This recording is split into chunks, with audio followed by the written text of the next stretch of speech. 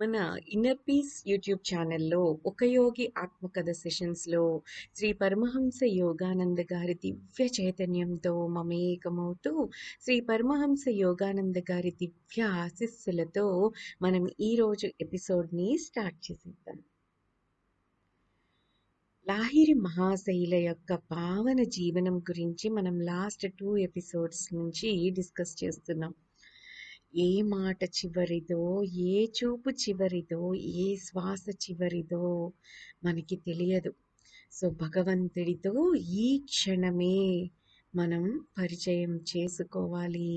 ధ్యాన సాధనతో, అంతులేని ధ్యాన సాధనతో ఆయనతో మనం ఏకత్వాన్ని ఫీల్ అవ్వాలి అని లాహిరి మహాశైలు ఎంతో అద్భుతంగా చెప్పారు కదా. నువ్వెవరి వాడివి కావని, ఎవ్వరూ నీ వారి కారని గుర్తుంచుకో. ఎప్పుడో ఒకనాడు నువ్వు హఠాత్తుగా ఈ ప్రపంచంలో ప్రతిదీ వదిలేసిపోవలసి ఉంటుందని తలుచుకో. కాబట్టి దేవుడితో ఈ క్షణమే పరిచయం చేసుకో. ప్రతిరోజు దైవానుభూతి అనే గాలి గుమ్మటంలో ఎగురుతూ రాబోయే మృత్యువనే సూక్ష్మయాత్రకు తయారవు. మాయ వల్ల నిన్ను నీవు మాంసాస్తుల కట్టగా చూసుకుంటున్నావు. నిజానికది కష్టాలు కాపురం చేసే గూడు మాత్రమే. ఎడతెరిపి లేకుండా ధ్యానం చెయ్యి. ఏ విధమైన క్లేశము లేని అనంతత్వంగా నిన్ను నువ్వు తొందరగా చూసుకుంటావు. శరీరానికి బందీవై ఉండడం మానేయి. ఎడతెరిపి లేకుండా ధ్యానం చెయ్యి. శరీరం నుంచి తప్పించుకుని పరమాత్మ సన్నిధిలోకి పారిపోవడం నేర్చుకో. అలాగే సనాతన దివ్య దర్శనాల్ని గురించి కేవలం చదవడంతోనే సరిపెట్టుకోకుండా వాటిని సిద్ధం చేసుకోవడంలో నిమగ్నమైన వాడే జ్ఞాని. ధ్యానం ద్వారా మీ సమస్యల్ని పరిష్కరించుకోండి. లాభం లేని మత సంబంధమైన ఊహలకు బదులు వాస్తవమైన దైవ సంస్పర్శ మీద శ్రద్ధ నిలపండి. మీ మనస్సులో నుంచి దైవ శాస్త్ర సంబంధమైన పిడివాదపు చెత్త కుప్ప తొలగించేయండి. అపరోక్ష జ్ఞానమనే స్వచ్ఛమైన ఉపశమనకారకమైన జలాల్ని లోపలికి పారనివ్వండి. చురుకైన ఆంతరిక మార్గదర్శకత్వంలో మిమ్మల్ని అనుసంధానం చేసుకోండి. జీవితంలో ప్రతి సందిగ్ధ స్థితికి దివ్యవాణి దగ్గర సమాధానం ఉంది. తనకి తాను చిక్కులు తెచ్చిపెట్టుకోవడంలో మనిషికున్న చాతుర్యానికి అంతులేనట్టు కనిపిస్తున్నప్పటికీ అనంత సహాయ రూపుడైన భగవంతుడు చాతుర్యంలో మనిషి కన్నా తక్కువ వాడేమీ కాడు అని ఎంతో అద్భుతంగా చెప్పారు కదా గురుదేవులు. సో గురుదేవుల సర్వవ్యాపకత్వం శిష్య బృందానికి ఒకనాడు ప్రదర్శితమైంది. ఆయన భగవద్గీతను వివరిస్తూ ఉండగా శిష్యులు వింటున్నారు. స్పందనశీలమైన సృష్టి అంతటిలోనూ ఉన్న కూటస్థ చైతన్యానికి అర్థం వివరిస్తూ ఉండగా లాహిరి మహాశైలు హఠాత్తుగా ఎగుశ్వాసతో అరిచారు. ఏమనంటే, జపాను తీర సముద్రంలో అనేక ఆత్మల శరీరాల్లో నేను మునిగిపోతున్నాను అని. మర్నాడు పొద్దున టెలిగ్రామ్ ద్వారా వచ్చిన పత్రికా సమాచారం చదివారు శిష్యులు. అందులో ముందు రోజున జపాను సమీపంలో ఓడ మునిగి కొందరు చనిపోయారన్న వార్త ఉంది. లాహిరి మహాశయులు అందరినీ ఒకే రకంగా దైవ స్వరూపులుగా చూస్తారు కదా. అందరిలోనూ ఉన్న ఆత్మ ఒక్కటే అని ఏకత్వాన్ని ఫీల్ అవుతూ ఆయన విశ్వమంతా ఉన్నది ఒకటే మనస్సు అన్న భావంతో ఆ విశ్వంలో ఉన్న అన్ని ఫ్రీక్వెన్సీస్తో ఎప్పుడు ఎలా కావాలంటే అలా కనెక్ట్ అవ్వగలరు అని తెలుసుకున్నాం కదా మనం. అలా ఆయనకి ఆ రోజు జపాను తీర సముద్రంలో జరిగిన యాక్సిడెంట్ ముందే ఓడ మునిగిపోవడం, చాలామంది చనిపోవడం ముందే చూశారు, కనెక్ట్ అయిపోయారు కాబట్టి. సో అందరిలోనూ ఉండే ఆత్మ ఒకటే కాబట్టి ఆయన ఏమన్నారు, అనేక ఆత్మల శరీరాల్లో నేను మునిగిపోతున్నాను. అందరిలో ఉన్నది నీలో ఉంది ఒకటే, నాలో ఉంది ఒకటే, మనందరిలో ఉన్నది ఒకటే, దైవ స్వరూపమే అని అనుకున్నప్పుడు అనేక ఆత్మల శరీరాల్లో నేను మునిగిపోతున్నాను అని అనటంలో తప్పేమీ లేదు కదా. దాని అర్థం ఏమిటి అన్నది మర్నాడు పొద్దున టెలిగ్రామ్ వచ్చినప్పుడు అందరికీ తెలిసింది. ఏంటది? జపాన్ సమీపంలో ఓడ మునిగి కొందరు చనిపోయారన్న వార్త ఉంది అందులో. సో లాహిరి మహాశైల శిష్యుల్లో దూరాన ఉన్న వాళ్ళు చాలా మంది ఆయన తమకు సమీపంలోనే ఉన్న సంగతి ఎరుగుదురు. అంటే క్రియాయోగ సాధన చేసే వాళ్ళ దగ్గర నేను ఎప్పుడూ ఉంటాను అని చెప్పేవారు లాహిరి మహాశైలు. తమకు దగ్గరలో ఉండలేకపోతున్న శిష్యులకు ఊరటగా నిరంతరం విస్తరించే మీ ఆధ్యాత్మిక అనుభూతుల ద్వారా బ్రహ్మాండ నిలయానికి మీకు దారి చూపిస్తుంటాను అంటూ ఉండేవారు. ఎంత అద్భుతమో కదా. నిరంతరం విస్తరించే మీ ఆధ్యాత్మిక అనుభూతుల ద్వారా బ్రహ్మాండ నిలయానికి మీకు దారి చూపిస్తూ ఉంటాను. క్రియాయోగ సాధన చేసే వాళ్ళ దగ్గర నేను ఎప్పుడూ ఉంటాను అంటారు గురువుగారు. ఆ మహాగురువుల ప్రఖ్యాత శిష్యులైన శ్రీ భూపేంద్రనాథ్ సన్యాల్. శ్రీ సన్యాల్ 1962లో మరణించారట. సో ఈ శ్రీ భూపేంద్రనాథ్ సన్యాల్ పడుచు వయసులో ఉండగా అంటే 1892లో కాశీకి వెళ్ళలేక ఆధ్యాత్మిక ఉపదేశం కోసం గురువు గారిని ప్రార్థించారు. లాహిరి మహాశయులు భూపేంద్రునికి కలలో కనిపించి దీక్ష ఇచ్చారు. తరువాత ఆయన కాశీ వెళ్ళి గురువుగారిని దీక్ష ఇమ్మన్నారు. నీకు ఇదివరకే దీక్ష ఇచ్చాను కలలో అని జవాబిచ్చారు లాహిరి మహాశయులు. శిష్యులెవరైనా తాము లౌకిక బాధ్యతల్లో ఏది ఉపేక్షించినా గురుదేవులు మెల్లగా అతన్ని చక్కదిద్దేవారు. శిష్యుని యొక్క లోపాల గురించి 10 మందిలో చెప్పక తప్పన్నప్పుడు కూడా 10 మందిలో చెప్పక తప్పనప్పుడు కూడా లాహిరి మహాశయుల మాటలు సౌమ్యంగా నయం చేసేలా ఉంటాయి అని ఒకసారి యుక్తేశ్వర గారు యోగానంద్ గారికి చెప్పారు. ఏమని చెప్పారు? శిష్యుడి లోపాల గురించి 10 మందిలో జనరల్గా లాహిరి మహాశయులు మాట్లాడరు. ఒకవేళ మాట్లాడవలసిన పరిస్థితే గనక వస్తే లాహిరి మహాశయులు యొక్క మాటలు చాలా సౌమ్యంగా నయం చేసేలా ఉంటాయి అని యుక్తేశ్వర గారు యోగానంద గారికి చెప్పారు. సో తర్వాత విచారంగా ఇంకా ఏమన్నారు అంటే, మా గురువు గారి బాణం మొనల్ని తప్పించుకోవడానికి ఎన్నడూ ఏ శిష్యుడు పారిపోలేదు అని యుక్తేశ్వర్ గారు యోగానంద్ గారితో చెప్పారనమాట. సో గురువు గారి బాణం మొనల్ని అంటే అప్పుడప్పుడు ఇస్తారన్నమాట, చక్కగా క్లాస్ పీకుతారన్నమాట లాహిరి మహాశయులు కూడా. ఎంత సౌమ్యంగా నయం చేసేలా ఉన్నా కూడా అప్పుడప్పుడు ఆయన వదిలే బాణం మొనల్ని తప్పించుకోవడానికి ఎన్నడూ ఏ శిష్యుడు పారిపోలేదు అని. ఈ విషయం చెప్పగానే యోగానంద గారు నవ్వు ఆపుకోలేకపోయారట.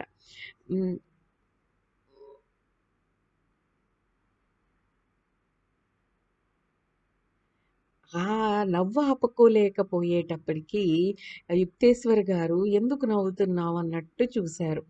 సో నా గురుదేవుల ప్రతి మాట నా చెవులకు సంగీతం లాంటిదని సత్య ప్రమాణంగా మీకు నేను చెబుతున్నాను అని చెప్పి గురుదేవులకి నచ్చ చెప్పారట యోగానంద గారు. లాహిరి మహాశయులు క్రియాయోగాన్ని జాగ్రత్తగా 4 క్రమోన్నత దీక్షలుగా డివైడ్ చేశారు, అంటే విభజించారు. క్రియాయోగంలో శాఖోపశాఖలు చాలా ఉన్నాయి. లాహిరి మహాశయులు వాటిని పరిశీలించి 4 ప్రక్రియల్ని సాధనాపరంగా అత్యధికమైన విలువ గల వాటిని ఎంపిక చేశారు. సాధకుడు నిశ్చితమైన ఆధ్యాత్మిక ప్రగతి కనబరిచిన తరువాతే పై 3 ప్రక్రియలు ఉపదేశించారన్నమాట. ఒకనాడు ఒక శిష్యుడు గురువుగారు తన విలువను సరిగ్గా అంచనా వేయడం లేదని గట్టి నమ్మకం ఏర్పరచుకుని తన అసంతృప్తిని వెల్లడించాడు. గురుదేవా, నేను రెండో దీక్షకు నిశ్చయంగా సిద్ధంగా ఉన్నాను. సరిగా ఇదే సమయంలో తలుపు తెరుచుకుంది. వినయ సంపన్నుడైన బృందా భగత్ అనే శిష్యుడు లోపల అడుగుపెట్టాడు.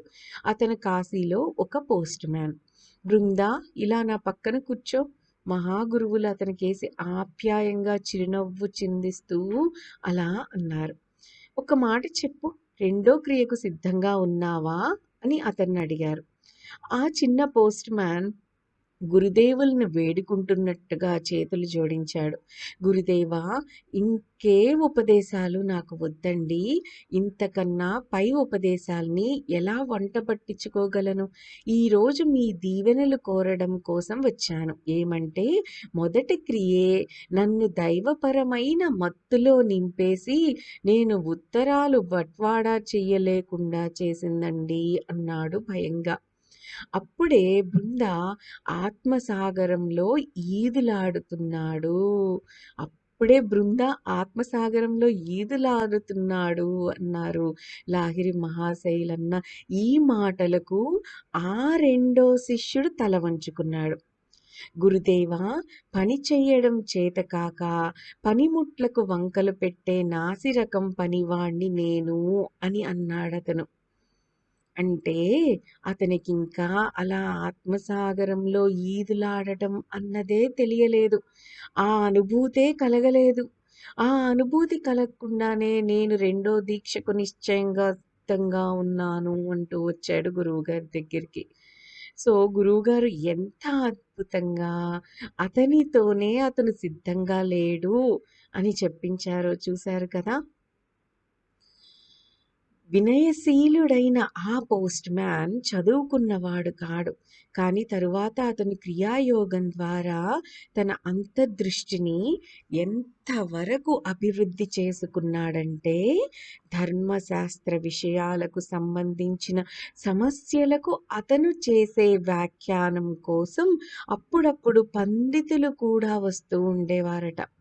పా పాపము పాండిత్యము రెండూ ఎరగని చిన్న బృంద పండిత లోకంలో ప్రసిద్ధి పొందాడు. లాహిరి మహాశయులకు కాశీలో ఉన్న శిష్యులే కాకుండా భారతదేశంలో దూర ప్రాంతాల నుంచి కూడా వందల కొద్దీ శిష్యులు ఆయన దగ్గరికి వస్తూ ఉండేవారు. తమ కుమారులిద్దరి అత్తవారిళ్లకు వచ్చిన సందర్భాల్లో ఆయన చాలా మాటలు బెంగాలు వచ్చారు. ఆ విధంగా ఆయన ఉనికి వల్ల బెంగాలు చిన్న చిన్న క్రియాయోగి బృందాలు తేనె క్రియాయోగి బృందాల తేనెపట్టు అయ్యింది. ముఖ్యంగా కృష్ణనగర్, విష్ణుపూర్ జిల్లాల్లో అనేక మంది నిరాడంబర శిష్యులు ఈనాటికి ఆత్మ ధ్యానపరమైన అదృశ్య వాహిని ప్రవహిస్తూ ఉండేటట్టు చేస్తూనే ఉన్నారు. లాహిరి మహాశయుల దగ్గర క్రియాదీక్ష పొందిన అనేక మంది మహాపురుషుల్లో చెప్పుకోదగ్గ వారు కాశీలో ఉండే ప్రఖ్యాతులు స్వామి భాస్కరానంద సరస్వతి, ఉన్నత మూర్తిమత్వం గల దేవఘర్ తపస్వి బాలానంద బ్రహ్మచారి. లాహిరి మహాశయులు కొంతకాలం పాటు కాశీలోని మహారాజ ఈశ్వరీ నారాయణ్ సింహ బహదూర్ వారి కుమారుడికి ప్రైవేట్ ట్యూటర్గా పనిచేశారు. గురువుగారి ఆధ్యాత్మిక సిద్ధిని గుర్తించి ఆ మహారాజా ఆయన కుమారుడు కూడా వారి దగ్గర క్రియాయోగ దీక్ష తీసుకున్నారు. అలాగే మహారాజ యతీంద్ర మోహన్ ఠాకూర్ గారు కూడా దీక్ష తీసుకున్నారు.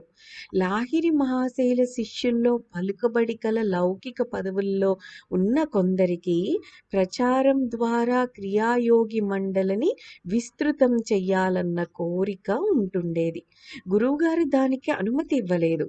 కాశీరాజుకు వైద్యుడిగా ఉన్న ఒక శిష్యుడు గురువుగారి పేరుని కాశీబాబా అంటే కాశీలో ఉండే మహామహులుగా విధాలుగా వ్యాప్తి చేయడానికి వ్యవస్థాపరమైన కృషి ఒకటి ప్రారంభించారు. ఎలా? గురువుగారిని కాశీబాబాగా ప్రఖ్యాతిగాంచటానికి ఆయన కృషి చేశారు. గురువుగారు దాన్ని కూడా నిషేధించారు. క్రియాకుసుమ గంధాన్ని సహజ రీతిలోనే వ్యాపించనివ్వండి. క్రియా బీజాలు ఆధ్యాత్మికంగా సారవంతమైన హృదయ క్షేత్రాల్లో తప్పకుండా మొలకెత్తుతాయి. కంగారేమీ లేదు అని గురువుగారు వాళ్ళందరికీ చెప్పేవారు. వ్యవస్థాపరమైన ఆధునిక మార్గం ద్వారా కానీ, అచ్చు యంత్రం ద్వారా కానీ ప్రచారం చేసే పద్ధతిని మహాగురువులు అవలంబించినప్పటికీ తమ సందేశ శక్తి అడ్డు ఆపు లేని వరద వెల్లువలా పెల్లుబికి తన ధాటితో మానవ మనస్సుల తీరాలను ముంచేస్తుందని ఆయనకి తెలుసు. పరివర్తన చెంది పరిశుద్ధి నందిన భక్తుల జీవితాలే క్రియాయోగం అమర జీవశక్తికి ప్రత్యక్ష నిదర్శనాలు. 1886లో అంటే రాణికేతులో దీక్ష తీసుకున్న 25 ఏళ్ల తరువాత లాహిరి మహాశయులు పెన్షన్ మీద పదవీ విరమణ చేశారు. మొత్తం మీద ఆయన ఒకే ప్రభుత్వ శాఖలో 35 ఏళ్ల పాటు ఉద్యోగం చేశారు. పగటిపూట కూడా ఆయన రిటైర్ అయిపోయారు కదా ఇప్పుడు. మరి పగటిపూట కూడా ఆయన దొరకడంతో శిష్యులు ఇతోధిక సంఖ్యలో రావడం ప్రారంభమైంది. మహాగురువులు ఇప్పుడు రోజు మొత్తంలో చాలాసేపు ప్రశాంతంగా పద్మాసన బద్ధులై మౌనంగానే కూర్చుంటూ ఉన్నారు. అదే కదా నోటిలోని మౌనం, మనసులోని శూన్యం. ఇదే కదా ధ్యానం అంటే. కొద్దిసేపు షికారుకు వెళ్ళడానికి కానీ, ఇంట్లోనే ఇతర చోట్లకు వెళ్ళడానికి కానీ ఆయన తమ గది విడిచి వెళ్ళింది చాలా అరుదు. గురుదేవుల దర్శనం కోసం దాదాపు ఎడతెరిపి లేకుండా శిష్యులు ప్రశాంత ప్రవాహంలా వచ్చేవారు. చూసేవాళ్ళకి సంభ్రమాశ్చర్యాలు కలిగేటట్టుగా లాహిరి మహాశయులకు అలవాటైన శారీరక స్థితి, ఊపిరి లేకపోవడం, నిద్ర లేకపోవడం, నాడీ గుండె కొట్టుకోవడం మానేయడం, గంటల తరబడి రెప్పపాటు లేకుండా ఉండే ప్రశాంతమైన నేత్రాలు, ప్రగాఢమైన విశ్రాంతి, పరివేశం వంటి మానవాతీత లక్షణాల్ని ప్రదర్శించేది. ఏమైంది? చూసేవాళ్ళకి సంభ్రమాశ్చర్యాలు కలిగేటట్టుగా లాహిరి మహాశయులకు అలవాటైన శారీరక స్థితి మానవాతీత లక్షణాల్ని ప్రదర్శించేది. సో ఆయన శారీరక స్థితి ఎలా ఉండేది? ఊపిరి లేకపోవడం, నిద్ర లేకపోవడం, నాడీ గుండె కొట్టుకోవడం మానేయడం, గంటల తడబడి రెప్పపాటు లేకుండా ఉండే ప్రశాంతమైన నేత్రాలు, ప్రగాఢమైన ప్రశాంతి పరివేశం, ఇవన్నీ కూడా మానవాతీత లక్షణాలే కదా. ఇలా ఉండే శారీరక స్థితి లాహిరి మహాశైలది. ఇది ఎంతో ఆశ్చర్యాన్ని కలిగించేదనమాట చూసే వాళ్ళకి. ఆత్మోద్ధరణానుభూతి పొందకుండా అక్కడి నుంచి వెళ్ళిన వాళ్ళు ఎవ్వరూ లేరట. దైవ సాక్షాత్కారం పొందిన ఒక సత్పురుషుని మౌన ఆశీర్వాదం పొందామని వాళ్ళందరికీ తెలుసు. లాహిరి మహాశైలు మౌనంలో ఉన్నా మౌనంగా ఆశీర్వాదం పొందామన్న విషయం వాళ్ళందరికీ తెలుసు. ఎందుకు అంటే అక్కడున్న వాళ్ళెవ్వరూ కూడా ఆత్మోద్ధరణానుభూతి పొందకుండా అక్కడ నుంచి వెళ్ళేవారు కాదు. ఎంత అద్భుతమో కదా ఈ విషయం. సో ఈరోజు ఎపిసోడ్ని మళ్ళీ మళ్ళీ చక్కగా గుర్తు చేసుకుంటూ చక్కటి అనుభూతికి లోనవుతూ ఎంజాయ్ చేయండి. దట్స్ ఆల్ ఫర్ టుడే అండి. Have a great day. Thank you.